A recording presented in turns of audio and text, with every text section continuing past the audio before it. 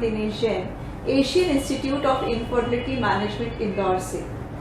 आज हम चर्चा करेंगे एक बहुत ही कॉमन प्रॉब्लम की, एक पीसीओएस के साथ का सफर, यानी अ जर्नी थ्रू पीसीओएस, जिसमें माहवारी अनियमित होती है, ज्यादा वजन बढ़ जाता है, एक्सेस हेयर ग्रोथ होती है, एक्ने होता है और कई लोगों को प्रेगनेंसी होने में भी प्रॉब्लम आती है। तो हमारे साथ में है Ankita. Welcome Ankita and lots of congratulations and blessings. आप फिर से मॉम बन रहे हैं और मैं आपसे ही जानना चाहूंगी अंकिता कि आपको कैसा लग रहा है, and I would want to know about your life, जिसमें कि आपके खुद के बर्थ से अब आप एक बेबी को सेकंड बेबी को बर्थ देने वाले हैं, उस तक का सफर कैसा रहा। तो सबसे पहले आप ही बताइए। चाइल्डहुड में तो बहुत सब अच्छा था, लाइक फैमिली फ्रेंड्स बहुत एंजॉय किया, पर जब जैसे प्यूबर्टी आई, जब उस टाइम पे जैसे पीरियड्स इरेगुलर होना स्टार्ट हुए थे, इरेगुलर थे शुरू से ही, और बहुत हेयर ग्रोथ होना चालू हो गई थी, एक्ने होता था। हाँ। धीरे वेट गेन होने लगा, समझ नहीं पाए कि क्या है, लगा कि ठीक है थोड़े टाइम बाद अपने आप हो जाएगा, क्योंकि घर में भी लोग दूसरों को भी है, तो उस चीज पे कभी ध्यान नहीं दे पाए थे। पर जैसे आगे चल के ये चीज वैसी ही चलती रही, 2 महीना 3 महीने 6 महीने में पीरियड्स आते थे और ब्लीडिंग भी बहुत होती थी, 7-8 दिन तक पीरियड्स भी रहना, ये चीजें चलती थी। तो सबसे इम्पोर्टेंट जो मुझे आपका वो लगा कि उस समय जब आपका ग्रोइंग स्टेज था, उस समय बहुत ज्यादा उस चीज पे ध्यान नहीं दिया या समझ नहीं पाए, और हो सकता है कि वो अगर उसी लेवल पे चेक हो जाता तो काफी सारी चीजें कंट्रोल भी हो सकती थी। और डेफिनेटली अगर किसी को प्रॉब्लम रहता है तो वो डॉक्टर्स को भी दिखाते हैं। आपकी मम्मा ने भी बोला होगा डॉक्टर्स को दिखाने के लिए, और फिर आप गए भी होंगे, फिर क्या हुआ? हमने सबसे पहले एक डॉक्टर को कंसल्ट किया, उनने हमको ना दवाइयाँ दी, उन्होंने बोला कि आपको पीसीओएस है, तो उसके लिए उन्होंने जो दवाई दी वो थी बर्थ कंट्रोल पिल्स। उससे मेरा वेट बढ़ना चालू हो गया, तो उन्होंने बोला कि आप लाइफस्टाइल चेंज करो। जैसे ही बर्थ कंट्रोल पिल्स बंद करो, 2-3 महीने में वापस से पीरियड्स इरेगुलर होना चालू हो जाते थे।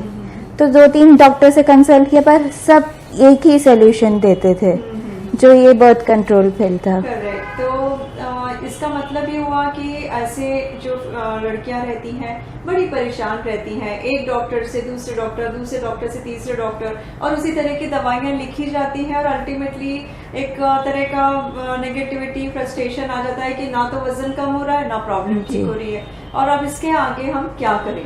तो डेफिनेटली आपको इलाज मिला, और फिर उसके आगे हमने शादी करी, और शादी के बाद बड़ा अच्छा आपने बताया था मुझे, बड़ा अच्छा सफर रहा आपका मैरिज के बाद में, और आपने शायद नेचुरल ट्राई किया। जी बिल्कुल। शादी के बाद तो बहुत अच्छा था, फिर हमने ना 2 साल तक कोशिश की, पर हो नहीं पाया। हर बार हमको है ना उसका कोई रिजल्ट नहीं मिल पाता था, सफलता नहीं मिल पाई उस चीज में।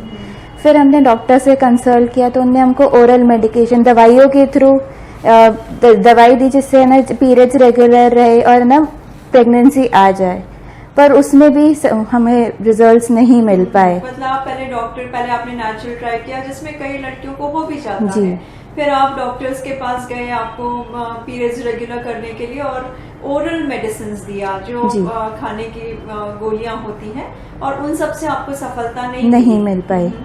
फिर उसके बाद डॉक्टर्स ने बोला कि अपन IUI के तरफ जाते हैं, तो उसकी भी हमने 2-3 साइकिल्स की, पर हर बार हमें नेगेटिव रिजल्ट ही मिलते थे। हमेशा जब भी रिजल्ट आता था तो हमको ऐसा लगता था कि फिर से हम वही हैं, मतलब हम आगे उस पर बढ़ नहीं पा रहे थे। एक बड़ा टेंशन भी जी लड़कियों को, जैसे ही वो पीरियड्स के समय आता है, बड़ा डिप्रेशन या बड़ी नेगेटिविटी आती है, और IUI के साथ में कई बार इंजेक्शंस भी काफी सारे लगते हैं, और एक बड़ा ही कॉमन पोस्ट रहता है, खूब सारे इंजेक्शंस के बीच में एक बेबी बैठा हुआ है, मतलब एक काफी आपको प्रिक्स रहते हैं, एक तरह से बहुत ज्यादा फ्रस्ट्रेशन हो जाता है, और बहुत परेशानी होती है, और यही देख के ना केवल आप परेशान होते हैं, पर आपके घर वाले बड़े परेशान होते हैं, स्पेशली द स्पाउस। तो ये सब चीजें होती हैं। जी। फिर उसके बाद IUI में हमें सफलता नहीं मिली, फिर हम आपके पास आए थे, देन फिर आपने हमारी पूरी हिस्ट्री देखी तो आपने हमें आईवीएफ का सजेशन दिया, पर आईवीएफ का नाम सुन के एक थोड़ा सा डर लगता है कि क्या होगा, कैसे होगा, क्या रिजल्ट आएंगे उसके। सबसे ऐसे पहले ही ये कि भाई क्या हम नेचुरल नहीं हो सकता है, जबकि डॉक्टर यही बताते हैं कि नेचुरल और आईवीएफ में बहुत अंतर नहीं है, जी। सब चीजें वैसे ही होती हैं जैसे नेचुरल प्रेगनेंसी में। आई एम श्योर आपको भी सब नॉर्मली लगता है और कुछ अलग से नहीं किया जाता जी। है, सिवाय इसके कि एक बेटर ट्रीटमेंट ऑप्शन है। जी। फिर आपको क्या लगा? बस उसमें भी यही लगता था कि कहीं इसका भी तो रिजल्ट नेगेटिव नहीं आएगा जैसे आईयूआई के साथ हमारे साथ हुआ था। फिर आपने हमको काउंसलिंग दी, आपकी टीम ने हमें बहुत अच्छे से उस चीज को समझाया।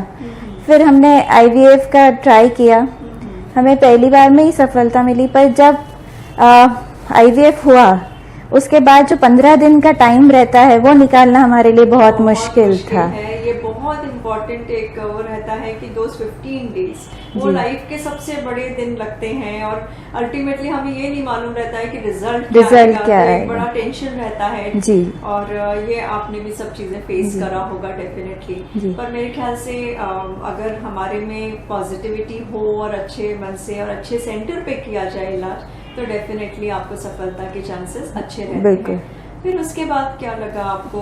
15 दिन बाद जब हम आए यहाँ पे हमारा ब्लड टेस्ट हुआ तो उसका रिजल्ट हमें बहुत अच्छा मिला, पॉजिटिव मिला, तो हम लोग बहुत खुश थे उस चीज से।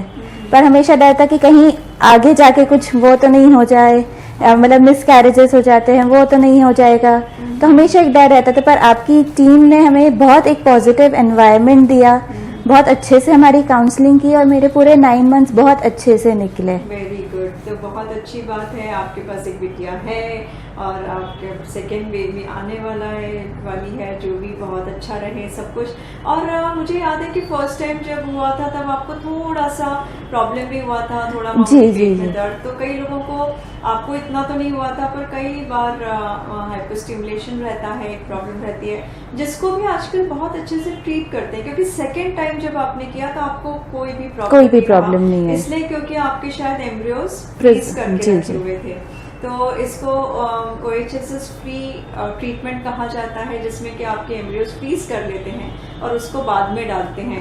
तो मुझे लगता है सेकंड वाला आपका बहुत ही स्मूथ था, बहुत ही अच्छा था। कुछ मतलब पहले जितना हमको टेंशन था या क्या था, पर इस बार हम लोग बहुत मतलब ना इंजेक्शंस थी, कुछ भी नहीं था, बहुत स्मूथ प्रोसेस रहा और हमको उसमें भी सफलता मिली। तो बहुत अच्छी बात है और आपके लिए बहुत बहुत शुभकामनाएं।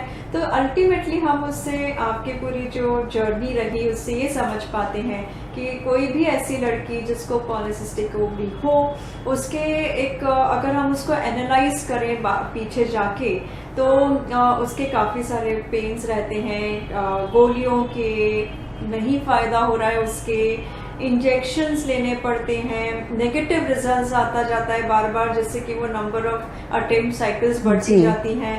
अल्टीमेटली आईवीएफ आने पे भी काफी आपको एक सोच में पड़ना पड़ता है कि भाई ये हम कर तो लेते हैं पर इसका भी रिजल्ट कैसे रहेगा।